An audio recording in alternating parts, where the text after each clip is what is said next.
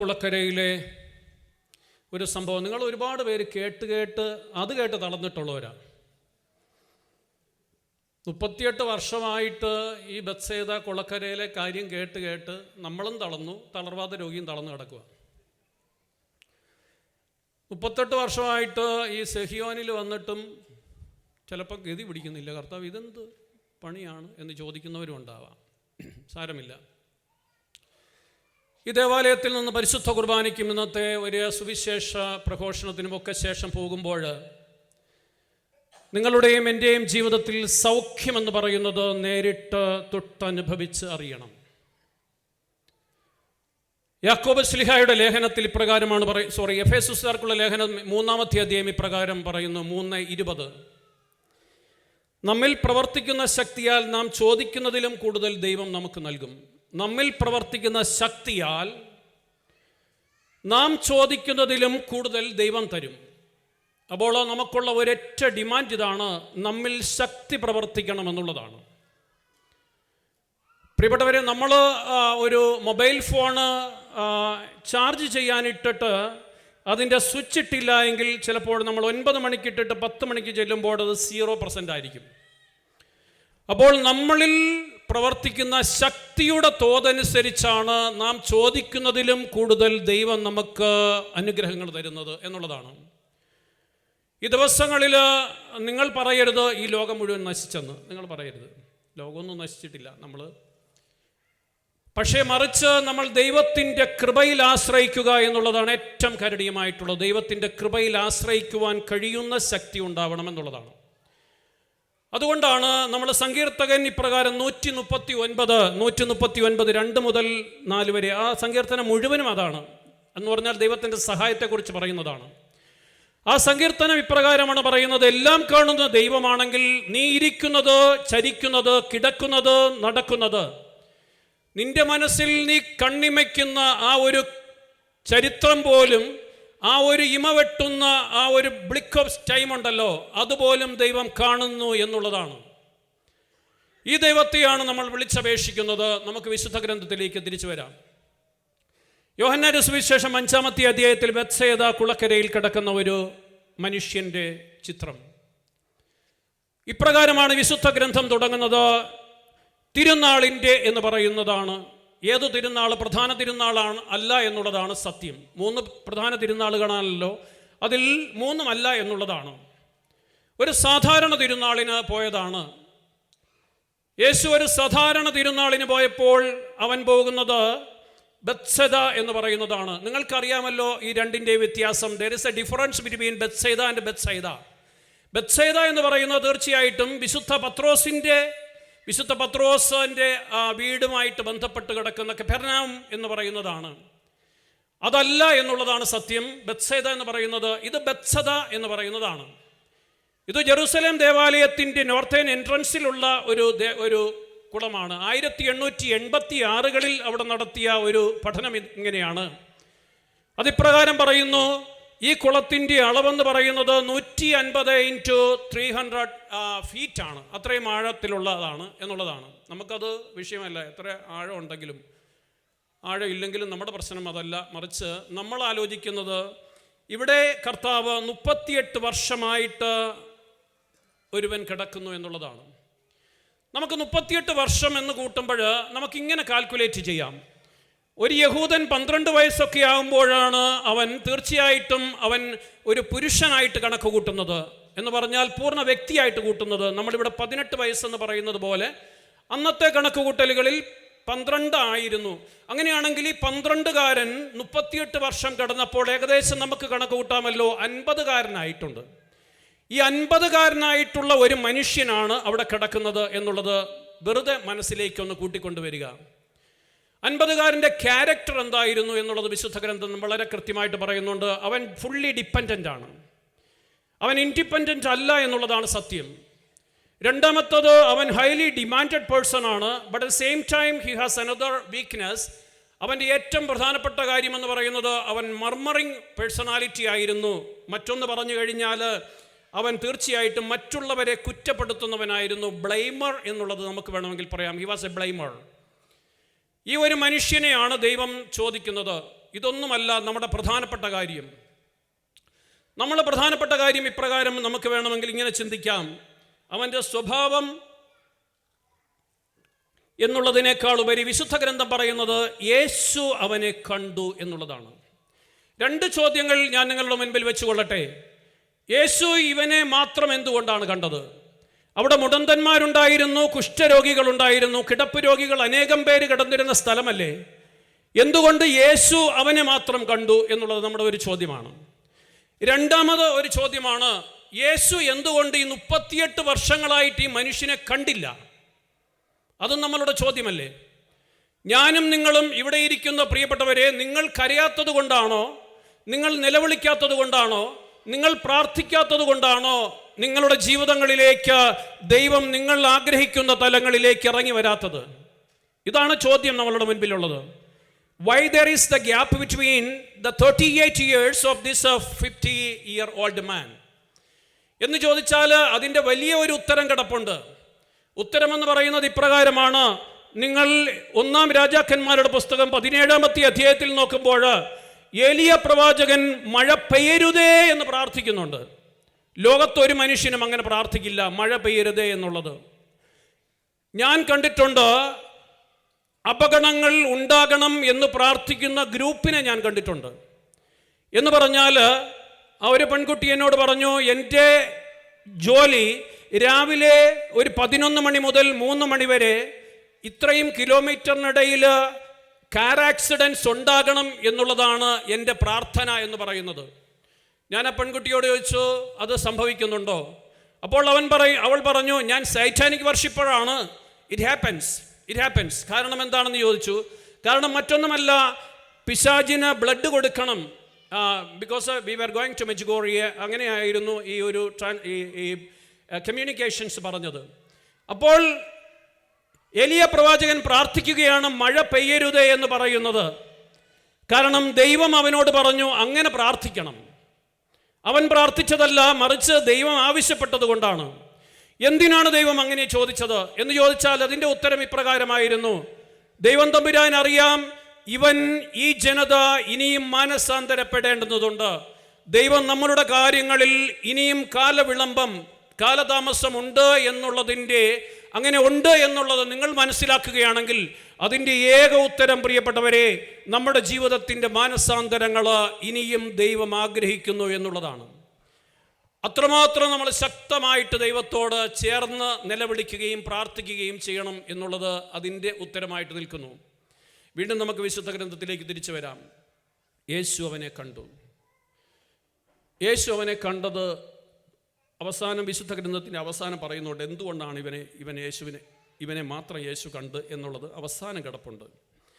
വീണ്ടും നമുക്ക് തിരിച്ചു വരാം. ഇവനോട് ചോദിച്ചു, കർത്താവ് ചോദിക്കുകയാണ്, നിനക്ക് സുഖപ്പെടാൻ ഇഷ്ടമുണ്ടോ?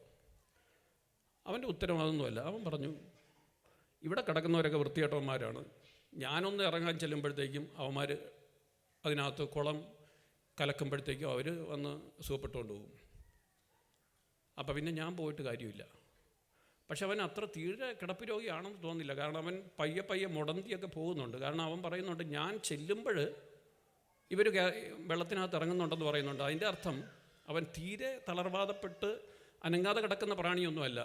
മറിച്ച് അവൻ പറയുന്നത്, അവൻ്റെ കംപ്ലൈൻറ്റ് ഇതാണ്, കർത്താവെ മറ്റുള്ളവൻ രക്ഷപ്പെടുന്നുണ്ട് കേട്ടോ, ഞാൻ രക്ഷപ്പെടുന്നില്ല. ഒന്നാമത്തെ കാര്യം. രണ്ടാമത്തെ കാര്യം, ഇവർ കാരണമാണ്, നീ കാരണമാണ്, നിൻ്റെ ഭാര്യ കാരണമാണ്, നിൻ്റെ ഭർത്താവ് കാരണമാണ്, നിൻ്റെ കുഞ്ഞുങ്ങൾ കാരണമാണ്, നിൻ്റെ സമൂഹം കാരണമാണ്, നിൻ്റെ ജോലി കാരണമാണ്, നീ ഇംഗ്ലണ്ടിലായതുകൊണ്ടാണ്, നീ ഇംഗ്ലണ്ടിൽ ബർമിംഗ്ഹാമിലായതുകൊണ്ടാണ്, അല്ലെങ്കിൽ നീ ലണ്ടനിലായിരുന്നെങ്കിൽ, അല്ലെങ്കിൽ സ്കോട്ട്ലൻഡിലായിരുന്നെങ്കിൽ അതെല്ലാം കാര്യം വ്യത്യാസം വന്നേനെ എന്ന് പറയുന്ന കുറ്റപ്പെടുത്തലുകൾ ഇവൻ്റെ മനസ്സിലുണ്ട് എന്നുള്ളതാണ്. അതിനേക്കാൾ ഉപരി ഒരു കാര്യം അതിൻ്റെ അവസാനം കാണുന്നുണ്ട്. ഇപ്രകാരം നമുക്ക് വായിക്കാം. കർത്താവ് പറയുന്നുണ്ട്, ഇവൻ പറയുന്നു, ആളില്ല, കിടക്കാനായിട്ട് കൊണ്ടുപോകാൻ എനിക്ക് പറ്റുന്നുമില്ല. കർത്താവ് പറയുന്നു, കണ്ട് കേട്ടു പറയുന്നു, കിടക്ക എടുത്തുകൊണ്ട് പോക്കോ, ചുമ്മാ വർത്തമാനം പറഞ്ഞുകൊണ്ടിരിക്കേണ്ട ആവശ്യമില്ല. ഇതിനകത്തൊന്ന് എടുക്കേണ്ടുന്ന ഞാൻ നിങ്ങളെ ഉദ്ബോധിപ്പിക്കുവാനായിട്ട് ഉദ്ദേശിക്കുന്ന ഏറ്റവും പ്രധാനപ്പെട്ട കാര്യം ഇതാണ്. പ്രിയപ്പെട്ടവരെ, ദൈവത്തിന് ഒരുവനെ വെള്ളത്തിൽ ഇറക്കാതെ, ദൈവത്തിന് ഒരുവനെ വെള്ളത്തിലിറക്കാതെ അവനെ കരയിൽ നിന്നുകൊണ്ട് തന്നെ രക്ഷിക്കാം. ദൈവത്തിന് അവനെ വേണമെങ്കിൽ പറയാമായിരുന്നു, മോനെ ദേ വെള്ളം കലങ്ങുന്നുണ്ട്, ഞാൻ നിന്നെ എടുത്തുകൊണ്ട് പോകാം. അല്ലെങ്കിൽ ദൈവം പറയേണ്ടതാണ്, നീ പോയി കുളിച്ചിട്ട് വരിക, രക്ഷപ്പെട്ടോളാം. പക്ഷേ നീ വിളിക്കുന്ന ദൈവത്തിന് നിന്നെ വെള്ളത്തിലിറക്കാതെ, നിന്നെ നനയ്ക്കാതെ, നിന്റെ ജീവിതം ഒരൊറ്റ അല്പം പോലും മാറ്റാതെ ദൈവത്തിന് നിന്നെ സൗഖ്യപ്പെടുത്തുവാൻ കഴിയും. ആ ദൈവത്തിന് നിന്നെ രക്ഷിക്കുവാൻ കഴിയുമെന്നുള്ളതാണ്. ഈ ദൈവത്തിലേക്കാണ് നാം വിളിക്കേണ്ടുന്നത്. കർത്താവിൻ്റെ ഒരൊറ്റ വാക്ക് മതി, ഒരൊറ്റ നോട്ടം മതി നിന്നെ രക്ഷിക്കുവാനായിട്ട്. അവിടുന്ന് ഈ ദിവസങ്ങളിൽ, ഇന്നലെ ഒരു കുട്ടി എന്നോട് പറഞ്ഞു, കർത്താവേ, ദൈവം പോലും എന്നെ ഉപേക്ഷിച്ചതാണോ എന്ന് ചോദിച്ചു. ഞാൻ പറഞ്ഞു, അങ്ങനെയല്ല, മറിച്ച് ദൈവം ഉപേക്ഷിച്ചില്ല എന്നതുകൊണ്ടാണ് നീ ഇപ്പോൾ ഇങ്ങനെ ആയിരിക്കുന്നത്. നിന്റെ പ്രശ്നങ്ങളൊക്കെ മറ്റൊരു കാര്യം തന്നെയാണ്. അപ്പോൾ നിന്നെ വെള്ളത്തിലിറക്കാതെ, നിന്റെ ജീവിതത്തിൽ ഒരൽപ്പം പോലും നനയാതെ, നിനക്കൊരൽപ്പം പോലും പോറൽ പോലും ഏൽക്കാതെ കരയിലിരിക്കുന്ന ദൈവത്തിന് നിന്റെ കിടക്കയും എടുത്തുകൊണ്ട് പോകാൻ കഴിയുമെന്നുള്ള ശുഭാപ്തി വിശ്വാസമാണ് ഏറ്റവും കരണീയമായിട്ടുള്ളത്. അവനോട് പറയുന്ന, പെട്ടെന്ന് എടുത്തുകൊണ്ട് പോവുക. എന്നിട്ട് നോക്കുക, ഇവനെ എവിടെ വെച്ചാണ് കാണുന്നത്? ഇവനെ കാണുന്നുണ്ട് കർത്താവ്. ഇവൻ ദേവാലയത്തിലേക്ക് പോകുന്നു. ദേവാലയത്തിലേക്ക് പോകുമ്പോൾ അവർ ചോദിക്കുകയാണ്, ഇവരാരാണ് സുഖപ്പെടുത്തി? അപ്പം അവൻ പറയുന്നു, എനിക്കറിയില്ല, ആരൊക്കെ സുഖപ്പെടുത്തിയവൻ എവിടെ പോയി എന്ന് പറഞ്ഞു. പക്ഷെ ഈശോ അവനെ ദേവാലയത്തിൽ വെച്ച് കണ്ട് തിരിച്ചറിഞ്ഞു എന്നുള്ളതാണ്. ദൈവം തിരിച്ചറിയുന്നവനാണ്. ദൈവം സദാ നമ്മളെ പിന്തുടരുന്നവനാണ്. നീ എവിടെയായിക്കൊള്ളട്ടെ, ഈ ഇരിക്കുന്ന പ്രിയപ്പെട്ടവരെ, നിങ്ങൾ കണ്ണുനീരിൻ്റെയും വേദനയുടെയും തീച്ചുളയിലായിരിക്കാം. നിങ്ങളുടെ മക്കളെക്കുറിച്ച്, മാതാപിതാക്കന്മാരെക്കുറിച്ച്, നിങ്ങളുടെ രോഗങ്ങളെക്കുറിച്ച്, നിങ്ങളുടെ വീടിനെക്കുറിച്ച്, നിങ്ങളുടെ മോർഗേജിനെക്കുറിച്ച്, നിങ്ങളുടെ ജീവിതത്തിൻ്റെ വ്യഗ്രതയെക്കുറിച്ച്, ജോലിയെക്കുറിച്ച് നിങ്ങൾ തളർന്ന് ഇത്തരത്തിലുള്ള തളർവാദ രോഗിയെപ്പോലെ തരിപ്പണമായിട്ട് കിടക്കും. ഒരുപക്ഷെ നിങ്ങൾ ഈ ദേവാലയത്തിൽ നിന്നും ഇന്നത്തെ കർമ്മം കഴിഞ്ഞിട്ടും തിരിച്ചു പോകുമ്പോൾ നിങ്ങൾ പറയും, എന്നത്തെ കർമ്മം പോലെയായി ഇതും, അടുത്ത പ്രാവശ്യം നമ്മെ രക്ഷപ്പെടും എന്ന്. അതല്ല പറയേണ്ടുന്നത്. മറിച്ച് ദൈവത്തിന് നിങ്ങളെ കരയിലിരുന്നു കൊണ്ടും രക്ഷിക്കാനായിട്ട് പറ്റും. അവിടുന്ന് പറയുന്നു, ഒരൊറ്റ വാക്കുകൊണ്ട് രക്ഷപ്പെടുത്തുകയാണ് ചെയ്യുന്നത്. അവനെ ദേവാലയത്തിൽ വെച്ച് കണ്ടറിഞ്ഞു. ഇനി ഇവിടെയാണ് ഞാൻ പ്രധാനമായിട്ടും പറയുവാനായിട്ട് ഉദ്ദേശിക്കുന്നത്.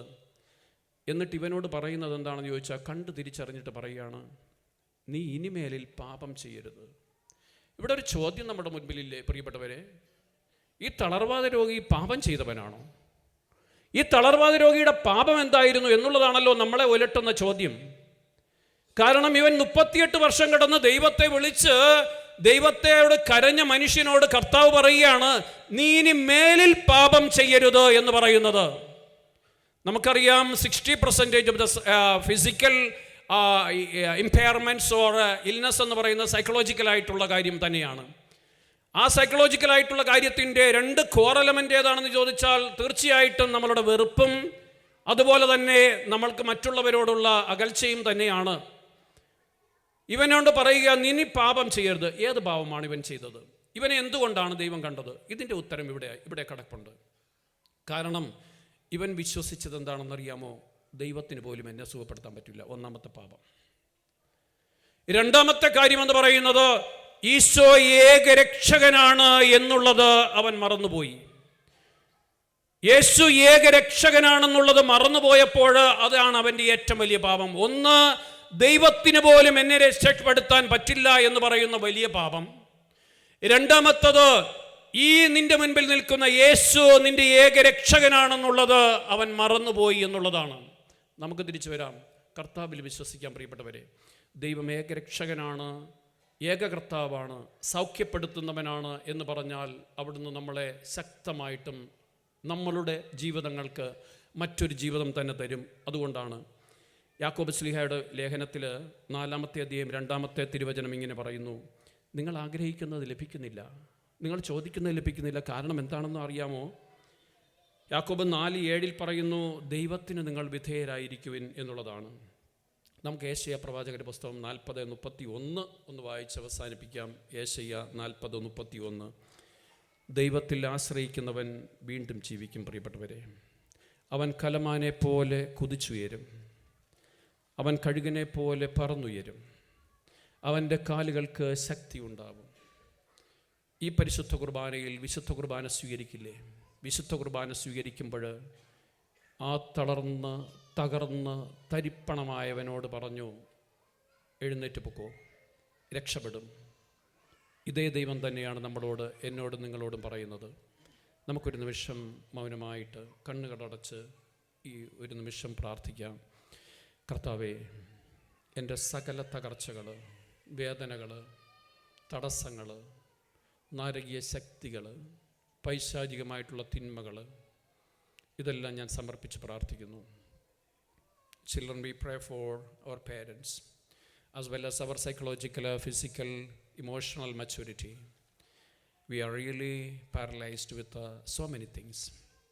Maybe our own media, maybe our own emotional immaturity, maybe our own impairness, whatever it may be. We don't blame. We need not blame, but we trust in God. The God looks at you. The God is looking at you and say, immediately we need action. കർത്താവെ, സമർപ്പിച്ച് പ്രാർത്ഥിക്കുന്നു. ഞങ്ങളുടെ മേൽ അനുഗ്രഹവും ആശീർവാദവും ഉണ്ടായിരിക്കണമേ. നമുക്ക് എഴുന്നേറ്റ് കാറസൂസ പ്രാർത്ഥനകളിലേക്ക്.